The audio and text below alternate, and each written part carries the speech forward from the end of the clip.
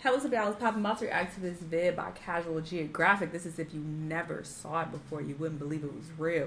Some real scary looking animals in thumbnail. Definitely don't look real, but sure. Let's see what they are. Let's watch. The fuck? And it looks slow. Nah, cause y'all seem to think I know everything like I'm a walking encyclopedia, but if I'm being honest here, I know what that was supposed to be like. I had to go in the comments for this. And apparently that's not a deformity. That's actually what they're supposed to look like. It's Damascus goat. It originated in Middle East countries and is primarily used for meat and milk. Now, I'm not going to sit here and say God makes mistakes, but that skull makes me think his draft and post buttons are way too close to each other. Also, a Damascus named God won a prize for most beautiful goat in a contest in 2008, proving that some of y'all will lie unprovoked for no reason. Right. Y'all can call him beautiful, but tell me this goat didn't crawl straight out the Goonies. They actually look somewhat normal as babies, but then I guess puberty hits them like Hiroshima. It's honestly the pug of goats, and I truly mean that. And I read some comments on the internet saying, oh, he just wants love. I rebuke that. He wants my life essence. We played God with goats, now we got Barnyard and Dark Souls, and I do not like it. And I could have sworn Satan took the form of a goat. Actually, this makes a lot of sense now. You know y'all don't gotta tag me in every animal video, because like, what do you expect me to say? Like, his existence looks like pain. And for y'all that are gonna sit there and tell me that he actually looks cute, I pay way too much for context for y'all to lie about what's in front of my face. Crazy thing is, this is the second most disturbing goat video I've ever seen. Hello. Hello. Absolutely not. A known preacher gives a New Yorker a heart attack. What the fuck is that thing? It's got the fucking virus! I both can and cannot fully explain what that is. It's called a Kalugo, but it's also known as a flying lemur, even though there's somehow two lies in that one name. They don't fly, they glide, and since they spend most of their lives in their trees, they basically just airdrop themselves from branch to branch. And it's not a lemur. Lemurs are primates, making them related to gorillas, chimps, and us. But this thing isn't a primate. Whoever named it would probably name an atheist faith. They use that stretchy membrane called a patagium to glide like flying squirrels, and they can travel 650 feet without stopping. That's 200 meters, or a little bit less than 2 football fields. But it's not a flying squirrel. There was a time people thought they were just God's rough draft of a bat, but Kalugos aren't related to bats either. And if you look at the order they're in, Dermotera, they're the only living members. It's like pulling up to a family reunion and finding out you're the only one left. And because their entire personality involves flying, they're too slow and awkward to survive on the ground. And for an animal that lives in the trees, they're pretty mid-climbers. They're so bad at life that being nocturnal is probably the only thing keeping them alive.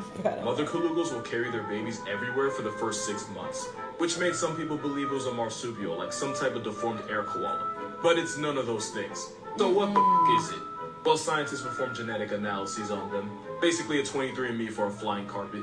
And it turns out their closest evolutionary relative are primates. It's pretty much the closest you can get to primates without actually being one. Which means this dehydrated Dollar Tree chipmunk is more related to you than it is to an actual squirrel or bat.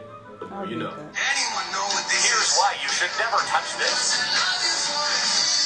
That is Glaucus atlanticus. It's a type of nudibranch, but it's also known as a sea slug. It's also a gastropod mollusk. I'm not gonna bore you with a whole biology lesson, but gastropod means it's related to snails, and mollusk means it pulls up to the same cookout as octopus, squid, and cuttlefish. Also, touching one like this is a creative way of saying you want to pay more for health insurance. As these slugs will eat venomous siphonophores like the Portuguese man of war and steal its venom to use to handle its own light work. It stores the venom in its tissue, so if a predator or a person gets too close, they'll get 50 shades of around and find out. Do I cuss too much? Like, I know kids watch me, but then again, they watch Family Guy before 4th grade, so I don't even know anymore. And just like the Portuguese Sorrow Scuffle, the Glaucus can still hand out painful life lessons even after its soul's already ascended.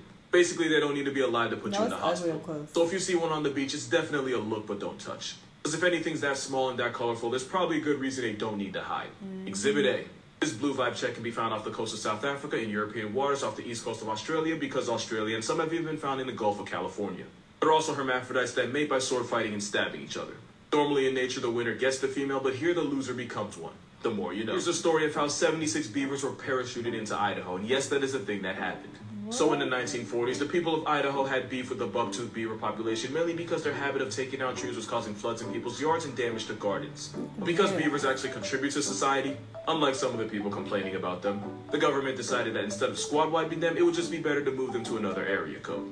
Only problem was the moving process for beavers involved putting them in boxes and Ubering them via horses and mules. This was the 40s. There was no beaver U-Haul. These boxes would overheat and the beavers would become so stressed that they would refuse to eat, and the horses and mules carrying them eventually got pressed too. It was a bad time for everyone involved.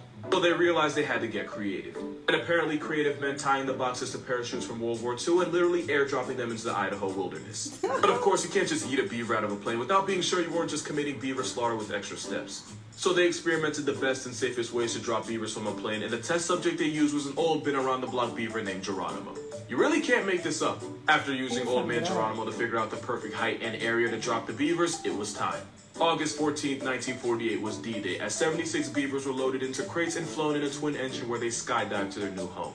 And these furry paratroopers had a 99% success rate, but only because one of the beavers managed to escape and jump out of the box when he was 76 feet from the ground and took himself off the census when he met the ground. Other than that, the rest of the Air Force beavers managed to land safely on the ground and were able to crawl out the box and explore the new neighborhood and begin a new beaver life. And to most people, this was a success. PETA wasn't happy about it, but you know, PETA gon' PETA. Also, it turns out each parachuting beaver cost taxpayers about $7 a beaver, so I'd say it worked out pretty well.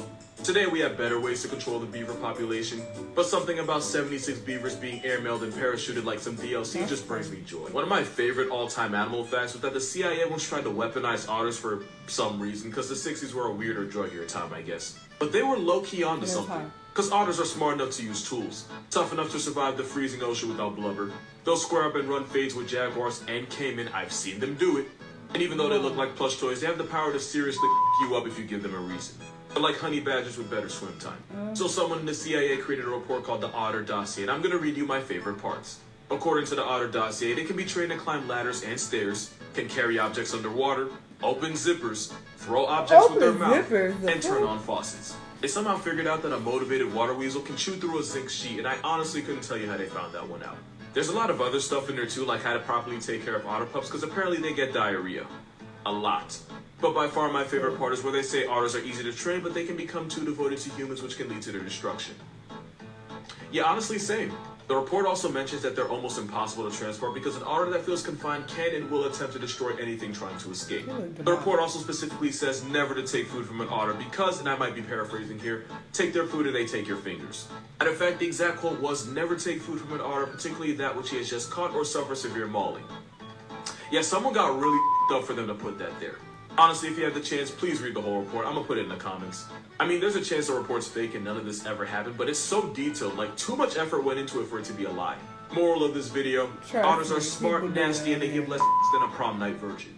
Basically weapons of otter destruction. Turkey's performing demon ritual on past tense cat. So there's actually a really interesting and complex reason why turkeys do this. Turkeys are so f***ing stupid that it's actually medically fascinating. Like, they're not dumb enough to stare at the sky during a storm and reverse baptize themselves. That's actually a well-known myth. But they are brain cell deficient enough to not tell the difference between a threat to their way of life and an expired cat. It's likely the turkeys are curious about the past tense cat, but too paranoid to get too close to the corpse because, again, turkeys have no idea it's dead and no way of knowing if it's dangerous. What you're seeing is a prey response that only an animal locked in the basement of the food chain can come up with. As for the circling, birds like turkeys, chickens, and pheasants will instinctively follow the tail of the bird in front of them. It's a behavior that helps keep them together as a flock since holding hands isn't really an option. So pretty much these turkeys are stuck in a never-ending cycle of follow the leader, but none of them actually identify as one, so they just keep going. And fun fact, this bird was almost a mascot of America, since a guy named Ben Franklin thought bald eagles were cowardly scavengers that didn't deserve the clout. But if you YouTube what a bald eagle really sounds like, he might have been on timing.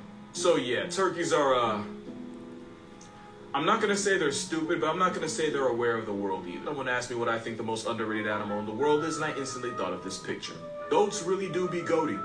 The bottom of their hooves have soft pads that contour to the surface they're climbing, which allows them to be a middle finger to the laws of physics. This isn't photoshopped. These are the tree-climbing goats of Morocco. They figured out that the fruits of the argan tree are an easy source of food, and when nature says climb, goats say how high. This is an alpine ibex. They'll scale up the Cingino Dam in Italy just to lick the salt off the stones and let the rest of the world wonder how. For y'all that think goats are just some hippie-free climbing sheep, they eat their Wheaties. Some male mountain goats can tip the scales at over 300 pounds. A mountain goat once caught a fade with a grizzly, and it was the bear that got turned into a trophy. Got smoke for you too if you want it. Hikers have been warned when going through the Olympic National Trail in Washington because the mountain goats there have started harassing people. The reason is because the mountain goats there have gotten addicted to the salt in human sweat and pee, and they'll press you just to get their fix. Peeing on a trail in their area code is like a Batman signal to a fiending goat. One actually took a man off the census and wouldn't even let first responders get near his body. Those goats became such a menace that they had to be airdropped somewhere else. The media won't admit it, but out of all the bears, cougars, and wolves, goats are the real G's. But like lasagna, they move in silence. You only have 3 seconds. If you can't find it, you're already dead. What's up? Alright, time's up. Here's why you always look up if you're under a tree in Tanzania. That is a leopard. Leopards are the best climbers of any big cat. And they'll stalk their victims from branches. Yep, I saw that from that Netflix documentary I watched. And they'll wait up in the trees for hours for the right opportunity to strike. And if you try to escape by climbing up the tree, that'd be like stealing Michael Phelps' wall and then swan diving into a pool. That's their home court. Oh, I was gonna stop it anyway. That Animals documentary on Netflix is pretty good. Check it out. Well, I can't speak for all the episodes. I only watched the one on big cats. I wasn't interested in watching the other ones. But that one was really good. It was like an hour long. Netflix has hella documentaries on animals though. And I've skimmed through a couple of them and they look pretty interesting. So if you're into videos like this, into nature and animals and all that, definitely check those out. But cool video overall. Y'all let me know what y'all thought and I'll see you on the next one.